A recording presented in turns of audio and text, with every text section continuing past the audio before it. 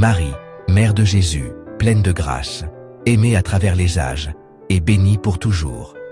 Mais rejetée par beaucoup aujourd'hui. Pourquoi? L'histoire est plus controversée qu'il n'y paraît.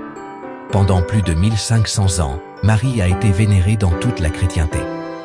Mais avec la réforme protestante, il y a 500 ans, tout a changé. Des leaders comme Luther et Calvin ont voulu purifier la foi de traditions, qui, selon eux, ne venaient pas de la Bible. Ainsi, la dévotion à Marie était perçue comme catholique et remise en question, bien que la Bible ne la rejette jamais. Beaucoup de protestants aujourd'hui montrent un mépris et un rejet fanatique envers la mère du Seigneur. Regardez ce que dit l'évangile de Luc. L'ange appelle Marie bénie entre les femmes, Luc 1, 28, et sa cousine Élisabeth l'appelle la mère de mon Seigneur, c'est-à-dire la mère de Dieu, Luc 1, 43.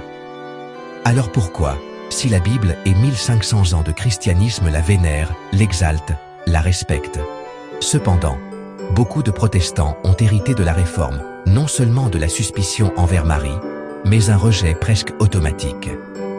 Non pas parce que la Bible le dit, mais parce qu'ils ont grandi en entendant que c'est quelque chose pour les catholiques idolâtres, confondant vénération et adoration.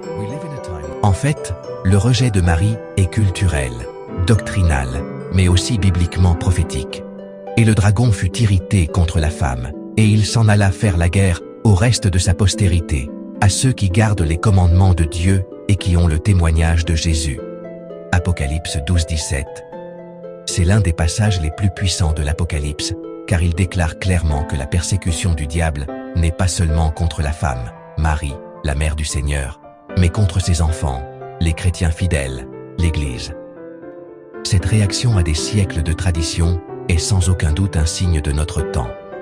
Et il est triste de voir des chrétiens protestants se laisser entraîner dans une persécution contre la dévotion mariale, si essentielle dans l'histoire du christianisme, parce que Marie, comme elle le dit elle-même, la servante du Seigneur, est l'expression humaine la plus sublime et la plus digne de l'amour de Dieu et de l'amour pour Dieu.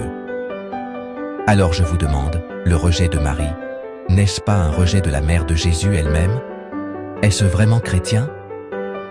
Faites attention à la façon dont vous traitez Marie. Elle n'est pas seulement la mère du Seigneur, elle est aussi votre mère. Et le plus important est ceci, est-ce que j'essaie d'aimer Marie comme son fils l'aime? C'était Le Clocher de Vendée. Laissez-nous un pouce bleu, abonnez-vous à notre chaîne et partagez. Salut, chers guerriers dans le Seigneur, et que Dieu vous bénisse.